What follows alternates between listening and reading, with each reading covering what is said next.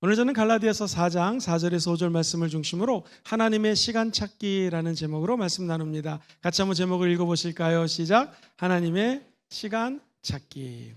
히브리 사람들은 시간에 관한 단어가 두 가지가 있어요. 첫 번째는 크로노스라는 단어가 있고 카이로스라는 단어가 있습니다. 똑딱똑딱똑딱똑딱 이렇게 지나가는 시간을 우리는 크로노스, 일반적인 시간이라고 표현을 합니다. 이 카이로스는요, 일반적인 시간 가운데 하나님이 나타나는 시간, 르마가 들리고 변화가 되고 하나님의 시간, 하늘의 시간이 바로 크로노스를 넘어선 카이로스의 시간입니다. 오늘 바라기는 땅의 시간으로 사는 자들이 아니라 하나님의 시간, 하늘의 시간으로 사는 저와 여러분 되기를 주의 이름으로 축원드립니다. 성탄절을 이제 얼마 앞두고 저와 여러분들이 예수님의 탄생을 기대하며 있습니다. 우리는 주님의 시간을 어떻게 맞이할 거고 하나님의 시간은 어떤 시간인지 같이 한번 나누도록 하겠습니다. 먼저 하나님 시간을 찾기 원하시는 분들은 아멘 해볼까요? 첫 번째는요, 하나님의 때가 있습니다. 같이 읽어보시죠. 시작. 하나님의 때가 있습니다. 정말 하나님의 때가 있습니다. 원래 이 마가복음 1장 15절 보면 이르시되 때가 찼고라는 단어가 나와요. 이 때가 찼고가 아까 말씀드렸던 하늘의 시간입니다. 인간의 시간이 아닌 카이로스, 하나님의 시간에 하나님의 나라가 가까이 왔으니 너희들은 회개하고 복음을 믿으라 라고 선포합니다. 오늘 하나님의 나라가 우리 마음속에 들어와 가지고요, 하나님의 역사가 막 역동적으로 일어나고 하나님의 시간이 이 시간이 되기를 주의 이름으로 축복합니다. 원래 우리 하나님이 이 세상을 만들 때는 죄가 없이 하나님의 시간으로 하나님의 사람들하고 함께 했어요. 그런데 사탄이 죄를 가지고 들어옵니다. 아름답던 에덴 동산이 무너지게 되었습니다. 그때 우리 예수님이, 하나님이 마귀에게 창세기 3장 15절에 이렇게 복음을 선포합니다. 내가 너로 여자와 원수가 되게 하겠다. 너의 후손도 여자의 후손과 원수가 되게 할 것이다. 여자의 후손, 즉 예수님은 네 머리를 상하게 할 것이고 사탄 너는 그의 발꿈치를 상하게 할 것이다. 이게 우리가 얘기하는 원복음이에요. 즉 예수 그리스도가 여자의 동정녀 마리아에게 잉태되어서 태어납니다. 오늘 본문도 때가 참에 이렇게 시작됩니다. 하나님의 시간이 이르자 갈라디아서 4장에 보면은 이렇게 말씀을 나누죠. 하나님이 그의 아들을 보내셨습니다. 여자에게서 어떻게 하셨어요? 나게 하시고 율법 아래서 나게 하신 것은, 그 다음 읽어봅시다. 시작. 율법 아래에 있는 자들을 속량하시고 우리로 아들의 명분을 얻게 하려 하심이라. 요거 쉬운 성경은 더 잘 번역을 했습니다. 쉬운 성경 같이 읽어볼까요? 시작. 그러나 정한 때가 이르자 하나님께서 자기 아들을 보내셨습니다. 그 아들은 여자에게서 낳고 율법 아래서 살았습니다. 그것은 율법 아래에 있는 사람들을 구원하셔서 그들을 자기 자녀로 삼으시기 위해서입니다. 우리 예수님은 여자의 후손 동정녀 마리아를 통해서 나타나셨고 저와 여러분들을 자녀 삼기 위해서 율법 아래 사셨지만 우리들을 은혜의 세계로 옮겨주신 분이 예수님이라는 것입니다. 사랑하는 성도님들, 아까 얘기했던 그 원복음이라는, 하나님이 아들 예수를 보내셔서 여자의 후손이 마귀의 머리를 상하게 할 거라는 예언이 무려 4,000년이 지나서 이루어집니다. 하나님의 때가 4,000년이 지나자 우리 예수님이 이 땅에 마귀의 권세를 무너뜨리고 저와 여러분들에게 새 생명을 주셨습니다. 하나님의 때가 있어요. 우리가 아는 것처럼 하나님의 사람 이스라엘 백성들이 애굽 땅에 들어갑니다. 400년이에요. 하나님의 시간이 있습니다. 400년이 지나야지 하나님은 출애굽시켜 주시고 홍해를 지나 광야에서 40년입니다. 39년도 안 돼요. 41년도 아닙니다. 40년 동안 훈련받게 하시고 요단강을 지나 젖과 꿀이 흐르는 가나안 땅으로 들어가게 해 주셨습니다. 사랑하는 성도님들, 이스라엘 백성들이 하나님 말씀을 듣지 않고 회개하지 않자 바벨론의 포로 생활을 잡혀갑니다. 69년도 아닙니다. 71년도 아닙니다. 70년, 하나님의 시간이 있습니다. 성경에 보면은 이렇게 예레미야 29장 10절은 이야기합니다. 나 야훼가 이같이 말씀하시느니라. 바벨론에서 몇 년이 차면? 70년이 차면 내가 너희를 돌보고 나의 선한 말을 너희에게 성취하여 너희를 이곳으로 돌아오게 하리라. 70년이 차면, 때가 차야지 하나님의 응답이 이루어진다는 거예요. 질문 드리겠습니다. 초등학교는 몇 년 다녀야지 졸업을 하죠? 6년이라는 시간이 차야지 졸업을 할 수 있습니다. 우리 인생도 그렇습니다. 군대 요즘에 18개월이라는 시간이 차야지 제대할 수가 있는 것입니다. 모세는 하나님의 시간을 생각하지 않고 자기의 시간을 생각했습니다. 40살이 되매 이제 때가 찼다고 생각을 했습니다. 그래서 이스라엘 백성들을 내가 출애굽시켜야지 했는데 하나님의 뜻이 아니었습니다. 사도행전 7장 22절 이하에 보면은 모세가 애굽 사람의 모든 지혜를 배워서 그의 말과 하는 일이 다 어떻게 했어요? 능했습니다. 나이가 40이 되매 때가 찼습니다. 40살이 되매 그 형제 이스라엘 자손을 돌볼 생각이 났습니다. 그리고 한 사람이 원통한 일 당함을 보고 보호하여 압제받는 자를 위하여 원수를 갚아 애굽 사람을 쳐 죽였습니다. 이 사건을 보면은 그는 40살 때 이스라엘 백성들을 출애굽시킬 줄 알았는데 웬걸 사람을 죽이고 이제 살인죄를 졌기 때문에 도망을 칩니다. 미디안 광야로 가서 40년을 지냅니다. 지나가다 보니 이 가시나무 떨기가 있는데 가시나무가 곧 자기 인생 같아요. 몹쓸 인생, 이제 아무런 열매를 맺지 못하는 인생 나와갔구나. 40년이 지났기 때문에 이제 모세의 나이는 40 더하기 40, 광야에서 40년간 80세가 되었습니다. 지팡이를 의지하지 않고는 살아갈 수가 없어요. 그러나 내가 끝났다고 생각하는 그 시간이 하나님의 시간인다라는 거예요. 내 힘으로 할 수 없을 때 하나님이 도와주신다라는 것입니다. 사도행전 7장 30절 보면 40년이 참에 80세가 된 그를 부릅니다. 천사가 시내산 광야 가시나무 떨기 불꽃 가운데서 모세에게 보이거늘. 사랑하는 성도님들, 40년이 참에 하나님의 때가 있습니다. 지금 기도하는데 응답이 없다. 하나님의 때에 응답 받게 될 것입니다. 언제가 응답일까요? 내 힘으로 할 수 없을 때 주님이 행하여 주신다라는 거예요. 그러므로 우리는 기도하면서 기다리는 것이죠. 저 여러분들이 컴퓨터를 하나 샀습니다. 파워를 눌렀어요. 아니, 누르자마자 화면에 짠 나타나야 되는데 아무것도 안 나타납니다. 윙 소리만 들립니다. 잘못 샀구나. 컴퓨터 버리면 안 됩니다. 컴퓨터 파워를 눌렀으면 윙 소리와 함께 시간이 지나면 짠 켜지는 것입니다. 기다리셔야 됩니다. 눈에는 보이지 않지만 컴퓨터는 작동을 하고 있습니다. 우리가 기도하지 않지만 하나님께서는 하늘문을 여시고 마귀의 세력을 무너뜨리시고 응답을 주시는 날이 있을 것입니다. 우리는 그저 기다리는 것이죠. 기다리는데 하나님이 찬스를 주셨다. 찬스를 놓치지 않게 되기를 주의 이름으로 축원드립니다. 주님의 때를 잡으시기를 바랍니다. 너는 이 세상에 썩어 없어질 것들을 찾지 말고 하나님 주시는 시간을 아껴라. 왜 세월을 아끼라고 그랬을까요? 때가 악하기 때문입니다. 저 여러분들이 마지막 때 주님 주시는 기회, 시간을 잘 활용하시기를 주의 이름으로 축원드립니다. 여기 돈이 많은 여리고 지역에 세관장이 있었습니다. 그때는 얼마든지 세금을 착취를 해서 조금 올리고 자기가 다 가질 수 있는 그런 상황입니다. 착복한 사람입니다. 돈이 많았어요. 어느 날 예수님이 온다고 합니다. 이 삭개오라는 사람이 성경에 보면 예수님 있는 쪽으로 달려갔습니다. 그 사람의 단점은 키가 작아요. 그래서 뽕나무에 기어 올라갔습니다. 우리 주님은 이 삭개오라고 하는 세리장을 보고 계셨습니다. 알고 계십니다. 하나님의 때에 삭개오와 우리 예수님의 눈이 맞습니다. 그때 내가 오늘 너희 집에 유하여야 하겠다 말씀하십니다. 드디어 주님은 이 부자가 예수님을 집으로 모십니다. 그때 주님께 말씀하십니다. 말씀을 하죠. 내가 정말로 착복한 게 있다면 제 재산의 반을 가난한 사람들에게 나눠주겠습니다. 삭개오는 하나님의 은혜로 하나님의 때를 잡은 것입니다. 예수님의 은혜의 시간을 잡자 그는 그 기회를 놓치지 않고 활용했던 것이죠. 재산의 반을 가난한 사람들에게 나눠줍니다. 여러분이 주님을 만나면 때를 놓치지 않고 하나님의 명령에 순종하시고 주의 음성에 납작 엎드리게 되기를 주의 이름으로 축원드립니다. 우리가 구원을 얻고 기도하고 있죠. 어느 날 하나님의 때가 오면 구원받는 기적이 일어나게 될 것입니다. 제가 읽었던 감동적인 간증이 있습니다. 어느 여자 성도님이 예수를 믿고 너무나 좋아서 남편을 위해서 기도합니다. 남편이요, 알코올 중독자예요. 술만 먹으면 평상시에는 양 같은데 술만 먹고 들어오면 이 남자가 늑대처럼 변한다는 거예요. 때로는 구타를 하고 집안에 있는 물건을 막 몹쓸 짓을 합니다.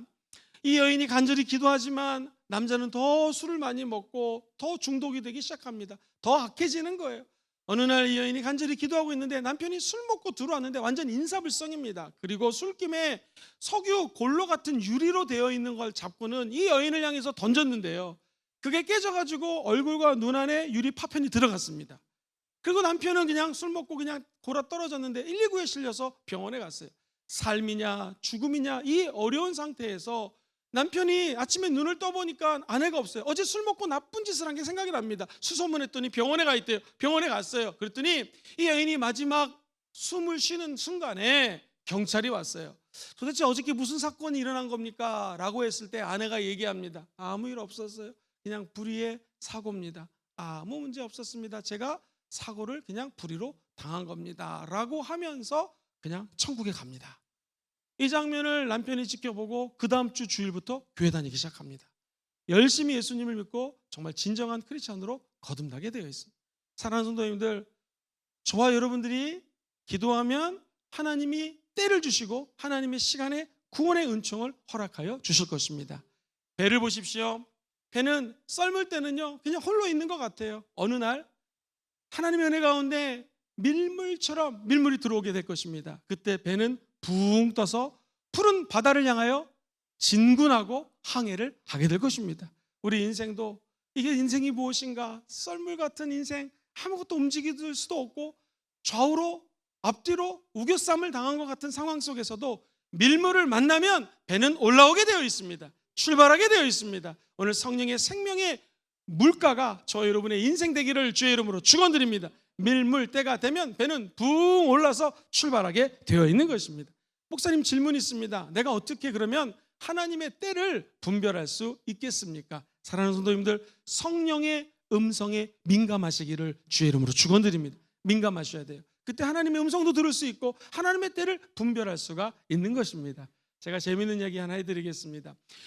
우리나라에서는 물론 말이 딱딱딱딱, 이 말이 제주도가 제일 좋죠. 근데 전 세계에는요 아라비아에 있는 말이 최고라고 합니다. 그 이유를 말씀드릴게요.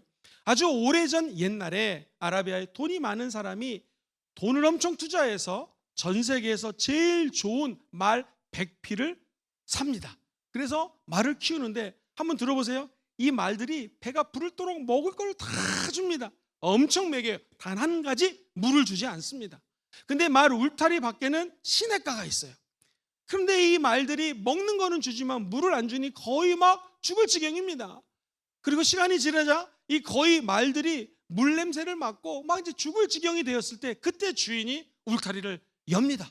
말 100마리가 전속력으로 타닥타닥 하면서 물을 마시러 시냇가로 달려가는데 이 주인이 풀피리를 붑니다. 풀피리 소리가 어떻게 나죠?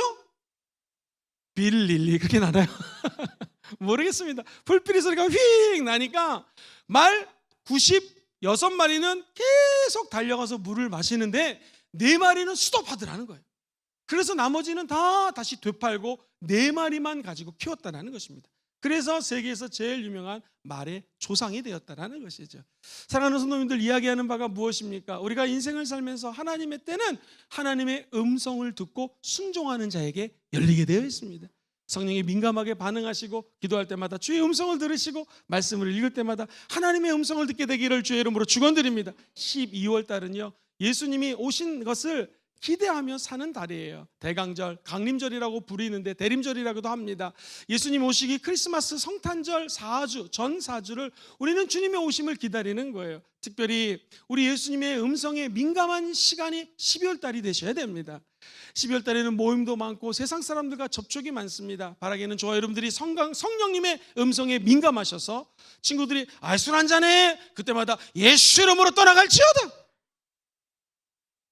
술자리, 세상자리, 그리스도의 음성에 민감하셔서 승리하시기를 예수님 이름으로 축원드립니다.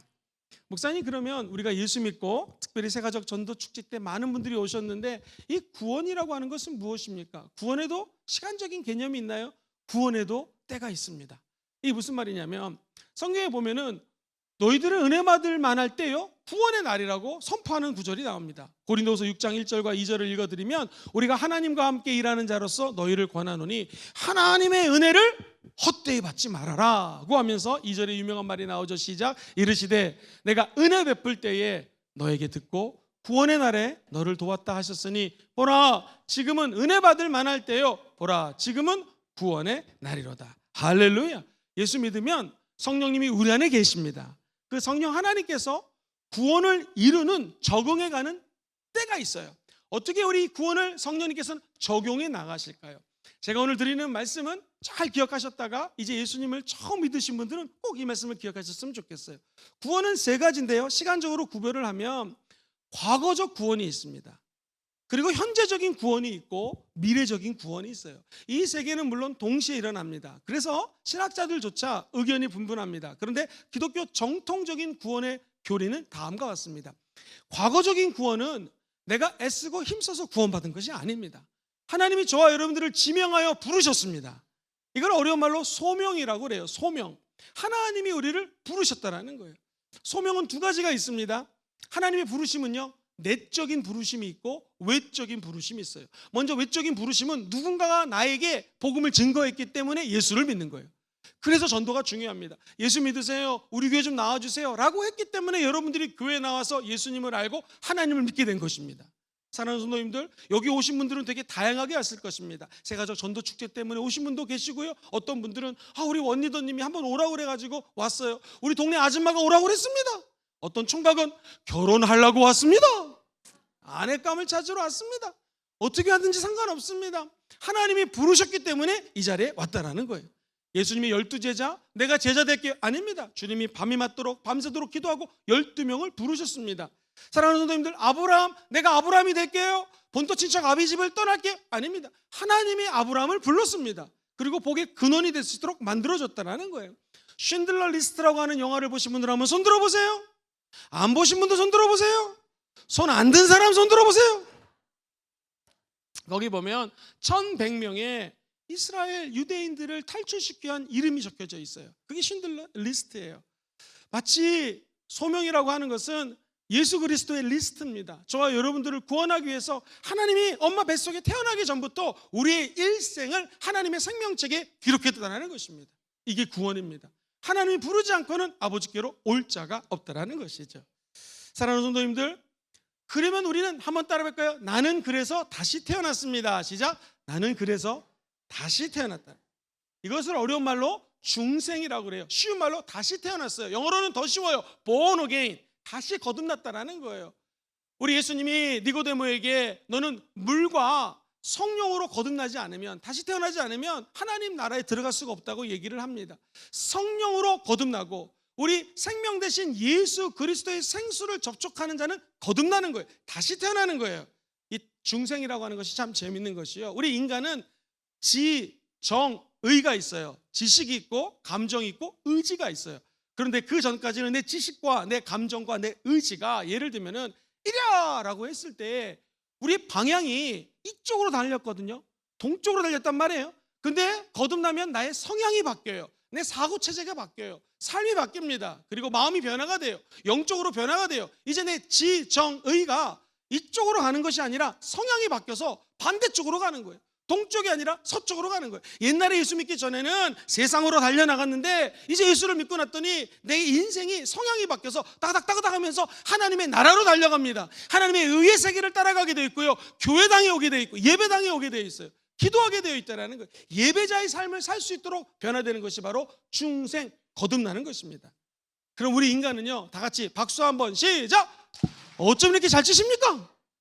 손과 손이 마주쳐야 소리가 나듯이 하나님이 부르셨고 하나님이 예정해 놓으셨고 작정해 놓으셨고 다시 태어날 수 있도록 다 준비하셨어요. 우리가 다른 한 손이 돼서 손뼉의 소리를 맞추려면 따라해볼까요? 오직 믿음으로 구원을 받습니다. 시작. 오직 믿음으로 구원을 받는. 이 구원은 선행으로 받는 게 아니에요. 우리 예배당에 올 때까지 막 기어서 뭐 깽깽이로 막 오리걸음으로 온다고 해서 구원을 받는 것이 아니라 예수 그리스도의 십자가를 믿음으로 구원을 받는 것입니다. 그러므로 돌이켜서 회개하는 것, 회심하는 것, 내가 주님께로 마음을 바꾸는 것이 바로 이 과거적인 구원이에요. 내가 한 것 같지만 하나님이 우리의 영혼육을 변화시켜 주시는 것입니다. 그러면 이제 드디어 따라해볼까요? 나는 예수님과 연합되었습니다. 예수 죽음 내 죽음, 예수 부활 내 부활, 예수 승천 내 승천, 예수님의 보좌 내 보좌 하나가 되는 거예요.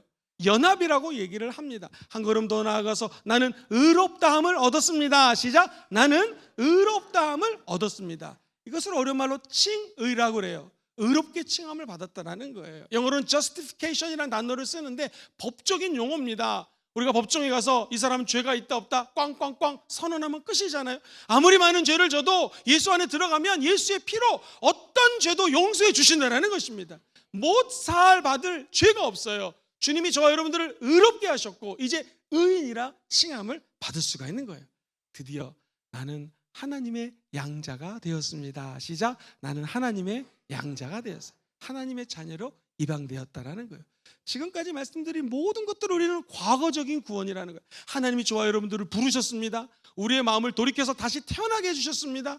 그리고 중생할 뿐만 아니라 저와 여러분들에게 회심이라고 하는 마음에 바꿔주셨어요. 그래서 예수님과 연합이 되었습니다. 믿으시면 아멘 해볼까요? 뿐만 아니라 우리는 죄짓고 불의함에도 불구하고 의인이 될 수 있는 것은 예수님 때문이요. 한 걸음 더 나아가 우리 주님이 저와 여러분들을 하나님의 자녀로 삼아주셨다는 거예요. 그것을 오늘 갈라디아서 4장 4절은 여자의 후손이 와서 저와 여러분들을 구원해 줄 것인데, 여자로부터 우리 예수님이 오셨고 4절 말씀을 보면은 율법 아래 살다가 이제는 율법이 아닌 하나님의 은혜 가운데 하나님의 아들로 명분을 가질 수 있도록 도와주셨다는 거예요. 속량이라는 게 구원이거든요. 율법 아래 있는 저와 여러분들을 구원시켜 주신 줄 믿습니다. 이것이 과거적인 구원이에요. 가만히 생각해 보면 이 과거적인 구원은 내가 한 게 하나도 없습니다. 그냥 믿었을 뿐이고 나머지는 우리 주님이 다 이루어 주셨다라는 거예요. 근데 중요한 것이요, 현재적 구원이라는 게 있어요. 예수를 믿고 난 다음에는요, 이 현재적 구원은요 3가지입니다. 더 쉬워요. 한번 따라해 볼까요? 성화, 성스럽게 예수님을 닮아가는 것입니다. 예를 들면 우리가 하나님으로부터 택함을 받았다고 그랬잖아요. 예수를 믿었잖아요. 그 목적이 무엇인가? 데살로니가전서 4장 3절은 이렇게 이야기를 합니다. 하나님의 뜻은 이것이니, 시작, 너희의 거룩함이라 곧 음란을 버리라는 거예요. 하나님은 우리가 거룩하기를 원합니다. 근데 목사님, 아무리 내가 예수를 믿었지만 거룩하기가 어렵습니다. 여러분, 지금 여기 돌감나무가 있고 창감나무가 있어요. 돌감나무 아무런 열매를 맺을 수가 없네요. 어떻게 하면 창감나무에 열매를 맺을 수 있겠습니까? 접붙이면 되죠. 가지를 잘라서 생명력 있는 나무에다가 접을 붙이고 묶어주면 여기에 열매가 맺게 되는 거예요. 감나무를 잘라서 사과나무에 붙이면 사과나무 열매가 맺는 것처럼 이제 우리는 예수 안에 있으면 새로운 피조물입니다. 이전 것은 지나갔으니 보라 새 것이 되었어요. 이제 저와 여러분들은 성령의 생명력과 접촉이 되어 있어요. 그래서 사랑, 희락, 화평, 오래 참음, 자비, 양성, 충성, 온유, 절제와 같은 열매를 맺을 수 있는 사람으로 우리의 인생이 바뀐 것입니다. 그리스도 안에 있으면 죄와 사망의 법을 두려워하지 않아요. 왜? 생명의 성령의 법, 성령님께서 죄와 사망의 법으로부터 저와 여러분들을 자유케 해주시는 거예요. 이것이 성화입니다. 예수님을 닮아가는 것입니다. 그리고 내 지성과 내 감정과 의지가 전인격적으로 주님을 따르기로 결단하는 거예요. 그런데 이제 문제는 뭐냐면 이 성화는요, 내 인생 전생에 걸쳐 일어납니다. 시작. 내 인생의 전생에 걸쳐 일어납니다. 이 성화는 천국 갈 때까지 예수님을 닮아가야 된다는, 한순간에 일어나지 않습니다. 하나님의 도우심이 없이는 성화가 안 돼요. 즉 하나님의 일과 사람의 일, 우리가 열심히 주님께 기도하고 말씀을 볼 때 하나님이 하신 일과 우리 인간이 만날 때에 성화, 거룩화되는 기적이 일어나게 된다는 것입니다. 사랑하는 성도님들, 그러면 질문이 있습니다. 이 성화를 저도 성스럽고 거룩하고 싶은데 어떻게 하면 좋겠습니까? 제가 우리 교회 목사로서 여러분들에게 아주 직접적으로 얘기를 합니다. 한번 따라해볼까요? 죄 죽이기, 은혜 살리기. 죄는 죽이고 은혜는 살리고, 이게 정답입니다. 내 안에 있는 죄가 있거든요. 죄성이 있어요. 이거 죽여야 됩니다. 하나님을 알고자 하지만 하나님을 모르게 하는 악한 사탄 마귀가 우리에게 죄를 가지고 옵니다. 이걸 예수 이름으로 싸우셔야 됩니다. 피 흘리기까지 싸워서 이기시기를 주의 이름으로 축원드립니다. 기독교에서는 전통적으로 죄가 뭐냐면 게으름이에요. 게으름. 하나님을 열심히 믿어야 되는데 게으른 것도 죄입니다. 반역, 하나님께 순종하지 않는 것 죄입니다. 그리고 시기, 질투 같은 거 있죠. 이것도 죄로 봅니다. 교만한 거 죄입니다. 음욕 죄입니다. 무엇보다도 이 탐심이 죄입니다. 탐심은 뭐예요? 이미 주님께서 나에게 주신 거 감사하지 않고 욕심이 잉태하면 죄를 낳고 죄가 장성하면 사망에 이르는 거예요. 그리고 거짓말하는 거, 다른 사람을 뒤에서 험담하는 거, 이게 다 죄입니다. 이 죄를 죽여야 됩니다. 내 힘으로 죽일 수 없기 때문에 예수님이 십자가에서 이 죄들을 죽이셨어요. 우리는 믿고 하나님께 기도하는 것입니다. 그리고 은혜는 살리면 되는 거예요. 목사님, 어떻게 은혜를 살려낼 수 있을까요? 예배가 정답입니다. 예배 3가지 요소는 무엇입니까? 찬양과 말씀과 기도입니다. 찬양하고 말씀 듣고 기도하면 우리 안에서 은혜가 솟아나는 것입니다. 천국 가는 날까지 예배자의 삶을 사는 자들은 주님을 더욱더 닮아갈 수밖에 없는 것이죠. 사랑하는 성도님들, 하나 예를 들어보겠습니다. 내가 구원을 받았는지 안 받았는지 어떻게 알 수 있을까요? 저 아내가 지나가다가 어린 아이가 있는데 얘가 엄마가 없어요. 아빠가 없어요. 추운데 옷도 제대로 못 입고 있는 것입니다. 너무 불쌍해가지고 우리가 입양을 합니다. 우리의 자녀로 키웁니다. 그런데 이 아이가 어느 정도 유치원이 되고 초등학교에 들어갔어요. 그런데 어느 날 감기가 걸렸습니다. 만약 이 어린아이가 내가 감기 걸렸네, 우리 엄마 아빠 나를 버리면 어떡하지, 날 다시 또 쫓아내면 어떡하지 라고 생각한다면 그게 맞습니까? 틀립니까? 틀리죠. 아빠 엄마는 얘를 어떻게 키웠는데 감기 걸렸다고 얘를 버리겠습니까? 절대 버리지 않습니다. 너 감기 걸렸구나, 내 딸아, 내 아들아, 우리 병원 가자, 아빠 엄마가 기도해 줄게, 옷을 사주고 아이를 치료해주지 않겠습니까? 우리 하나님 아버지가 똑같습니다. 오늘 죄를 짓고 이곳에 나오신 분들, 막힌 담이 있고 부모와의 싸움이 있고 자녀와의 어떤 어려움이 있어도 하나님 아버지는 여러분을 버리지 않습니다. 이게 바로 구원이에요. 세상에서 얘기하는 부자 관계가 아니라 하나님은 저와 여러분들의 영적인 아버지가 되어서 어떤 죄를 져도 절대로 버리지 않습니다. 천국 가는 날까지 우리의 손을 붙잡아 주시는 거예요. 이걸 어려운 말로 견인이라고 그래요. 견인은 손을 이렇게 잡아주시고 놓지 않는 거예요. 내가 놓을지 모르지만 한 번 택함 받은 백성들은 하나님이 끝까지 우리의 손을 놔주지 않습니다. 성령님은 우리의 연약함을 도와주시나니 우리가 마땅히 기도할 바를 알지 못하나 성령님이 우리 안에 들어오셔서 말할 수 없는 탄식으로 기도해 주시는 분이십니다. 하나님의 뜻대로 기도해 주시는 분이십니다. 이제 하나님을 믿고 하나님을 사랑하는 자들은 모든 것이 합력하여 선을 이루게 된다는 거예요. 그래서 현재적인 구원은 점점 예수를 닮아가는 것, 성화, 주님과 손을 잡고 주님이 견인해 주시는 견인, 마지막 세 번째 한번 따라볼까요? 확신. 이게 확신이 중요합니다. 확신을 가지면 구원이 흔들리지가 않아요. 여러분이 적어도 로마서 8장 30절 말씀은 꼭 확신 속에서 한번 암송하시면 좋겠습니다.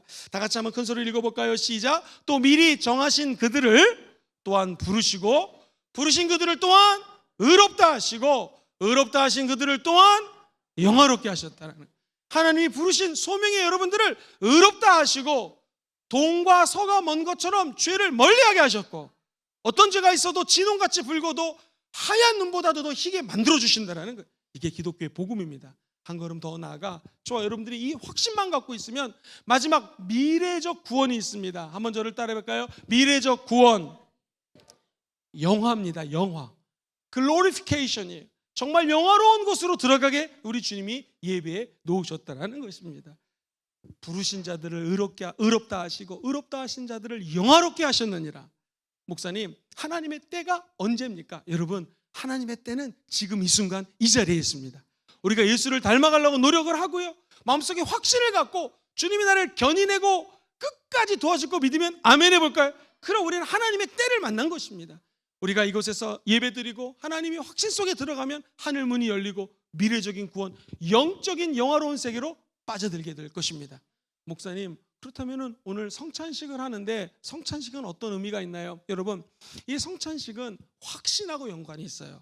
우리가 예수님이 십자가에서 찢기신 몸을 먹습니다. 흘리신 피를 마시는 것이 잔이에요. 예수 그리스도의 찢기신 몸을 먹으면서 내가 죄인이었는데 이 죄를 주님이 용서해 주셨구나. 왜? 채찍에 맞음으로 내가 나음을 입고 그가 십자가에서 모든 죄악과 형벌과 저주를 책임진 것을 내가 떡을 먹으면서 확신을 갖는 거예요. 예수 피를 마실 때마다 생명력이 내 안에 들어와서 그래, 나 구원받았지. 시작. 그래, 나 구원받았지 라고 하면서 확신 안에 들어가는 것입니다. 그러면서 이제 우리는 무엇을 위해서 하는가? 저 영화로운 세계를 기다리는 거예요. 사랑하는 성도님들, 천사는요 몸이 없어요. 그런데 영은 있죠. 동물을 보세요. 영은 없지만 육체가 있잖아요. 근데 우리 인간은 영도 있고 몸도 있어요. 질문 드립니다. 우리 인간이 영화롭게 되는 것은 몸만 영화롭게 되는 거예요? 아니면 영이 영화롭게 되는 거예요? 아니면 다 영화롭게 되는 거예요? 정답, 다 영화롭게 되는 것입니다. 우리의 영혼은 죽어서 천국에 가는 것이고요, 우리의 몸은 우리 주님이 다시 오실 때에 나팔 불 때 나의 이름, 나팔 불 때 나의 이름 하면서 우리의 이름을 불러주십니다. 그리고 우리의 몸은 하나님의 영화로운 세계로 들어가게 될 것입니다. 사도행전 1장 11절 말씀을 같이 한번 읽어볼게요. 이르되 갈릴리 사람들아 어찌하여 서서 하늘을 쳐다보느냐. 너희 가운데서 하늘로 올려지신 이 예수는 하늘로 가심을 본 그대로 오시리라 하였느니라. 할렐루야. 우리 주님은 다시 오십니다. 그때 우리의 몸도 영화롭게 되는 것이죠. 데살로니가전서 4장 15절로 17절은 이렇게 우리 주님의 다시 오심을 이야기하지요. 시작. 우리가 주의 말씀으로 너희에게 이것을 말하노니 주께서 강림하실 때까지 우리 살아남은 있는 자도 자는 자보다 결코 앞서지 못하리라. 주께서 호령과 천사장의 소리와 하나님의 나팔 소리로 친히 하늘로부터 강림하시리니 그리스도 안에서 죽은 자들이 먼저 일어나고 그 후에 우리 살아남은 자들도 그들과 함께 구름 속으로 끌려올려 공중에서 주를 영접하게 하시리니 그리하여 우리가 항상 주와 함께 있으리라. 할렐루야. 우리 예수님이 곧 오십니다. 이 재림이거든요. 그때 우리의 몸도 영화롭게 될 것이고 모든 죽은 자들의 영혼이 살아나는 기적이 일어나게 될 것입니다. 베드로서 3장 10절은요, 우리 예수님이 그날이 도적같이 올 거라고 말씀합니다. 하늘에 큰 소리가 떠나가고 물질이 뜨거운 불에 풀어지고 땅과 그 중에 있는 모든 일이 드러날 것이다. 우리 예수 믿는 사람들의 구원은 무엇인가?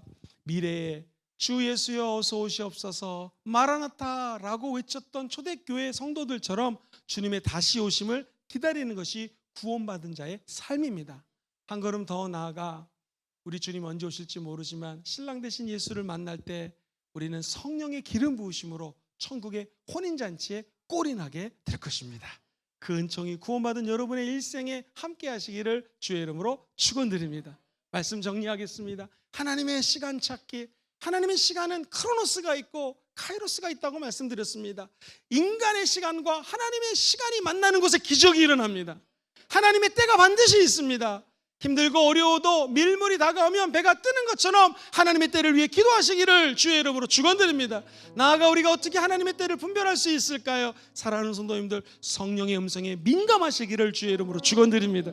목사님, 이 구원에도 때가 있습니까? 예, 구원받은 우리들도 하나님의 때, 시간이 있습니다. 과거적인 구원이 있다고 말씀을 드렸어요. 모든 것 주님이 다 행하셨습니다. 이제 현재적인 구원이 있습니다. 예수 닮아가시기를 주의 이름으로 축원드립니다. 그러면 우리 주님은 절대로 견인하시는 하나님이시기에 우리의 손을 잡고 놓지 않으십니다. 마지막으로 현재적 구원은 확신입니다.